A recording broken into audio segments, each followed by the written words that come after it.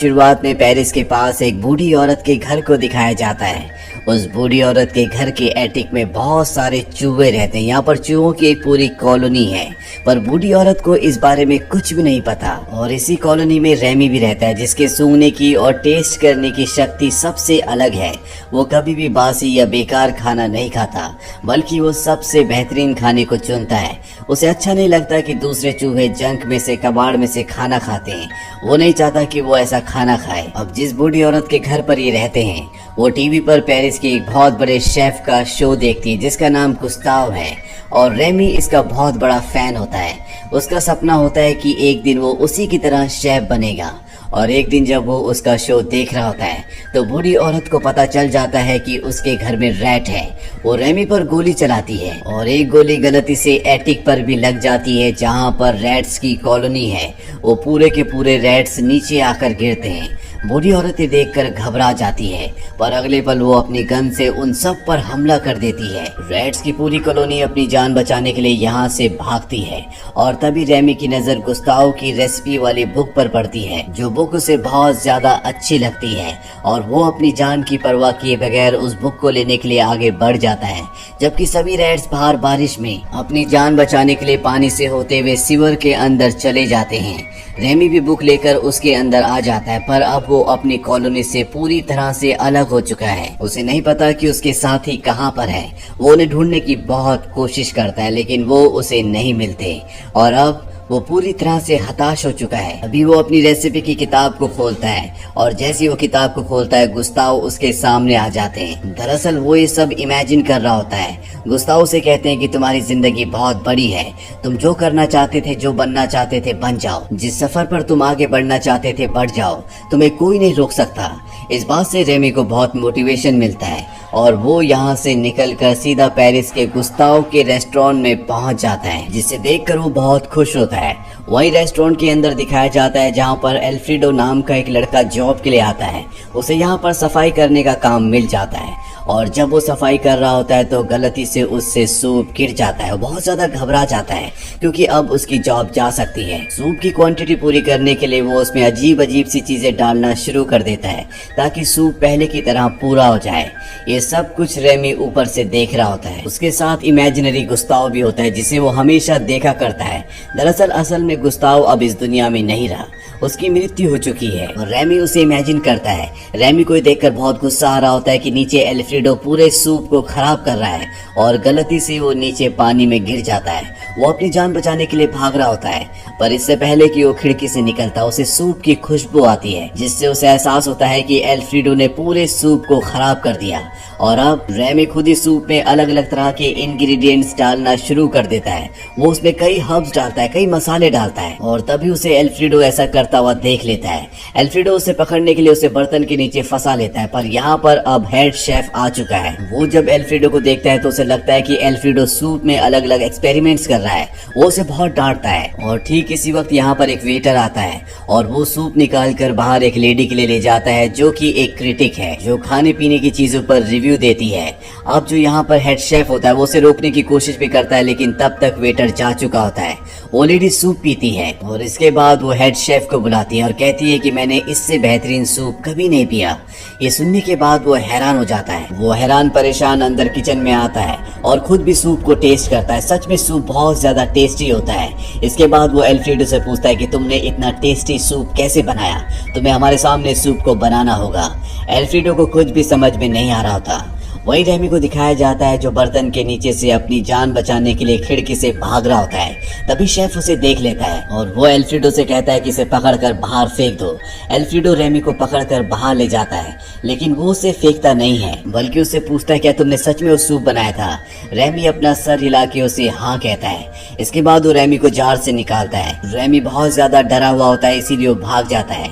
Alfredo इससे बहुत उदास हो जाता है, क्योंकि अगले दिन उसे सूप बनाना होगा। रेमी उसे उदास देखकर वापस आ जाता है, और इसके बाद एल्फ्रेडो रेमी को अपने घर ले आता है। घर पर वो एल्फ्रेडो के लिए बहुत टेस्टी खाना बनाता है, लेकिन एल्फ्रेडो की सबसे बड़ी टेंशन ये होती है कि उसे हेड शेफ के आगे वही सूप दोबारा बनाना होगा।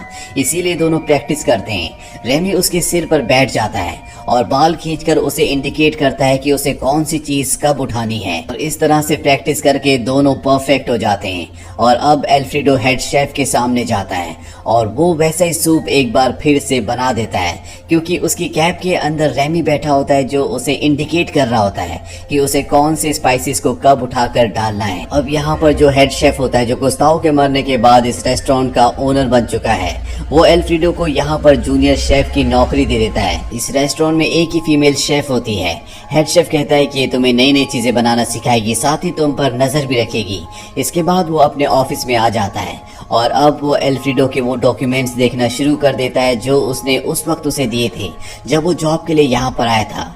और जब वो उसके डॉक्यूमेंट्स देखता है तो उसे पता चल जाता है कि ये जो लड़का है ये और किसी का नहीं बल्कि गुस्ताव का असली बेटा है, जिसका ये कभी रेस्टोरेंट हुआ करता था। इस बात को कंफर्म करने के लिए वो एक आदमी को बुलाता और कहता है कि एल्फ्रेडो की कैप लेकर जाओ और डीएनए टेस्ट करके पता लगाओ कि वो सच में गुस्ताव का बेटा है कि नहीं। और अब वो एल्फ्रेडो को एक नई डिश बनाने के लिए कहता है। उसकी कैप के अंदर अब भी रेमी है। रेमी उसकी मदद करता है और एल्फ्रेडो एक बार फिर से बहुत ही शानदार डिश बनाता है, जिसे खाने के बाद सब उस डिश की बहुत तारीफ करते हैं। वहीं रेमी को एक दिन उसका बड़ा भाई मिल जाता है। इसके बाद वो अपनी पूरी कॉलोनी से मिलता है, जिसे देखकर वो बहुत खुश होता है। रेमी उन्हें अपने बारे में सब कुछ बताता है। रेमी के पिता कहते हैं कि कभी भी इंसान रैट्स से प्यार नहीं कर सकते, वो उनके दुश्मन है, वो हमेशा उन्हें मारना चाहते हैं। पर रेमी अब उनकी बात से इत्तेफाक नहीं करता, क्योंकि एल्फ्रेडो से उसकी अच्छी दोस्ती हो चुकी है। वहीं एल्फ्रेडो को दिखाया जाता है जो यहाँ पर शेफ का काम तो करता ही है, साथ ही उससे सफाई भी करवाई जाती है, जिससे वो बहुत ज्यादा थक चुका है। लेकिन यहाँ पर जो फीमेल शेफ है, ये दोनों अब एक दूसरे को पसंद करने लगे हैं। इसीलिए एल्फ्रेडो अपना ज्यादा से ज्यादा वक्त फीमेल शेफ क्वालिटी को देता है। वो रेमी से अब ज्यादा बातें नहीं करता। इस बात से रेमी का दिल टूट जाता है। उससे एहसास होता है कि उसके परिवार ने जो कुछ कहा था वो बिल्कुल सही कहा था। इंसान कभी भी रैट से दोस्ती नहीं कर सकते। और वो तय करता है कि वो अपने परिवार के लिए किचन से खाना लेने जाएगा। जब वो किचन जाता है तो वो लॉक्ड होता है। उसे पता है कि उसकी चाबी सीनियर शेफ, जो कि यहाँ का ओनर है, उसके ऑफिस में है। वो चाबी चुराने के लिए वहाँ पर जाता है और तभी वहाँ पर वो एल्फ्रेडो के डॉक्यूमेंट्स देखता है, जिससे उसे पता चल जाता है कि ये गुस्ताव का, जिसका रेस्टोरेंट था, उसका बेटा है।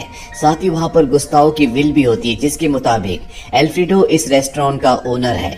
वो उन पेपर्स को चुराकर वहाँ से भागने लगता है, पर अब हेड शेफ उसे देख लेता है। वो उसका पीछा भी करता है, लेकिन रेमी किसी तरह से उन डॉक्यूमेंट्स को लेकर वहाँ से भाग जाता है और वो डॉक्यूमेंट्स वो दे देता है एल्फ्रेडो को। एल्फ्रेडो को जब उसके पिता की विल मिल जाती है तो वो हेड शेफ को यहाँ से निकाल देते हैं और अब ये रेस्टोरेंट बहुत ज्यादा फेमस हो चुका है। पूरी दुनिया को पता चल चुका है कि एल्फ्रेडो गुस्ताव का बेटा है। यहाँ पर अब एक क्रिटिक आता है जिसका नाम होता है एंटन ईगो। एंटन ने कई साल पहले एल्फ्रेडो के पिता गुस्ताव जब जिंदा थे तो उसने इनके रेस्टोरेंट को रेटिंग दी थी, जो कि बहुत ज्यादा बुरी थी। इस वजह से उसके पिता को हार्ट अटैक आ गया और गुस्ताव की मृत्यु हो गई। और अब वो एल्फ्रेडो को कहता है कि वो नेक्स्ट वीक एक बार फिर से आएगा और उसके फूड को टेस्ट करके इन्हें एक बार फिर से रेटिंग देगा। अब एल्फ्रेडो और रेमी के बीच में लड़ाई होना शुरू हो जाती है, क्योंकि अभी तक रेमी ने जितनी भी डिशेस बनाई थी जिसमें उसने एल्फ्रेडो की मदद की थी, उसका सारा क्रेडिट एल्फ्रेडो ने ले लिया होता है। वो रेमी को कोई भी क्रेडिट नहीं देता और अब रेमी इस बात से नाराज होता है। इसीलिए वो अपनी पूरी रैट की कॉलोनी के साथ मिलकर रात को उसके किचन पर धावा बोल देता है। वहीं एल्फ्रेडो को दिखाया जाता है जिसे अपनी गलती का एहसास होता है, पर जब वो किचन में आता है और देखता है कि वहाँ पर रेमी ने अपनी पूरी रैट कॉलोनी के साथ आतंक मचा रखा है तो उसे बहुत गुस्सा आता है। वो रेमी के साथ साथ सभी रैट्स को यहाँ से भगा देता है, पर यहाँ पर जो पहले सीनियर शेफ था जिसे यहाँ से निकाल दिया गया है, वो रेमी को पकड़कर कैद कर लेता है। वहीं अगले दिन एल्फ्रेडो के रेस्टोरेंट में एंटन ईगो आता है जो आज उसके फूड को रिव्यू करेगा। वो एल्फ्रेडो को कहता है कि मुझे एक खास डिश बनाकर दिखाओ जो यहाँ पर पहले किसी ने भी ना खाई हो। लेकिन एल्फ्रेडो को कोई भी नई डिश बनानी नहीं आती। वो वही चीजें बना सकता है जो उसे रेमी ने सिखाई थी। एल्फ्रेडो इस बात से घबरा जाता है। वहीं रेमी के पिता और उसके बड़े भाई उसे हेड शेफ की कैद से छुड़ा लेते हैं, पर रेमी को अब एहसास होता है कि एल्फ्रेडो को उसकी मदद की जरूरत है। इसीलिए वो पुरानी बातों को भूलकर किचन के अंदर जाता है, जहाँ पर उसे स्टाफ देख लेता है। इस बात से स्टाफ को गुस्सा आता है कि उनके किचन में चूहा है। उसे मारने के लिए उसके पीछे भागते हैं, पर तभी वहाँ पर एल्फ्रेडो आ जाता है और अब वो रेमी के बारे में सारा सच बता देता है। वो कहता है कि आज तक जितनी भी डिशेस मैंने बनाई है, दरअसल वो सब रेमी ने बनाई थी। रेमी असली शेफ है और जब पूरा स्टाफ इस बात को सुनता है तो उन सबको बहुत दुख होता है। वो सब कहते हैं कि तुमने हमें धोखा दिया। यहाँ पर जो फीमेल शेफ होती है, जो कि अब रेमी की गर्लफ्रेंड है, उसे भी बहुत बुरा लगता है और वो भी यहाँ से चली जाती है। और जल्दी वो एल्फ्रेडो की मदद के लिए वापस आ जाती है, क्योंकि जब उसके पिता गुस्ताव जिंदा थे तो वो हमेशा एक लाइन कहा करते थे, एनीबडी कैन कुक, और अब वो उसका साथ देना चाहती है। यहाँ पर रेमी की पूरी जो रैट की सेना होती है वो भी आ जाती है ताकि वो रेमी की मदद कर सके। यहाँ पर सभी रैट सबसे पहले अपने आप को पूरी अच्छी तरह से क्लीन करते हैं। इसके बाद रेमी उन्हें बताता है कि क्या करना है और इस तरह से ये एक बहुत अच्छी डिश बनाना शुरू करते हैं। पर तभी यहाँ पर हेल्थ इंस्पेक्टर आ जाता है और जब वो किचन में इतने सारे रैट्स को देखता है तो पूरी तरह से घबरा जाता है। वो इस बात की कंप्लेंट करने के लिए यहाँ से भागता है, लेकिन बहुत सारे चूहे उसकी गाड़ी में चढ़कर उसे रोक लेते हैं। वहीं अब रेमी को दिखाया जाता है जो अब डिश बनाना शुरू करता है, क्योंकि उसे एंटन के लिए एक बहुत ही खास डिश बनानी है और वो डिश बनाता है रैटाटूई, जो कि पेरिस की कंट्री साइड में फार्मर्स की एक फेवरेट डिश है। और अब ये डिश बनकर तैयार हो जाती है और जब एंटन ईगो इस डिश को टेस्ट करता है तो वो अपने बचपन में चला जाता है, जहाँ पर उसकी मॉम ने उसे ये डिश खिलाई थी और आज भी उसे उसका स्वाद याद था। उसके बाद उसने कभी इस डिश को नहीं खाया था और इस डिश को खाने के बाद जैसे वो मंत्र मुग्ध हो जाता है। वो एल्फ्रेडो से कहता है कि मैं उस शेफ से मिलना चाहूंगा जिसने डिश बनाई है। एल्फ्रेडो और उसकी गर्लफ्रेंड जो कि फीमेल शेफ है, वो एंटन से कहते हैं कि जब सब चले जाएंगे तब आप उस शेफ से मिल सकते हो। और जब रेस्टोरेंट पूरी तरह से खाली हो जाता है तो एल्फ्रेडो एंटन के सामने रेमी को लाता है और कहता है कि यही वो शेफ है जिसने इस डिश को बनाया है। फिर एंटन ईगो को इस बात से कोई फर्क नहीं पड़ता कि रेमी एक रैट है, क्योंकि आज से पहले उसने इतनी अच्छी डिश कभी नहीं खाई थी। अगले दिन न्यूज़पेपर में उसका रिव्यू आता है।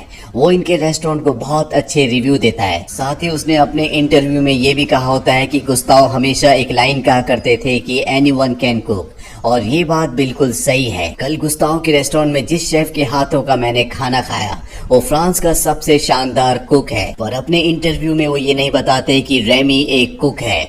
अब जो हेल्थ इंस्पेक्टर होता है जिसने किचन में बहुत सारे रैट्स को देखा था, वो गुस्ताव के रेस्टोरेंट को पूरी तरह से सील करवा देता है।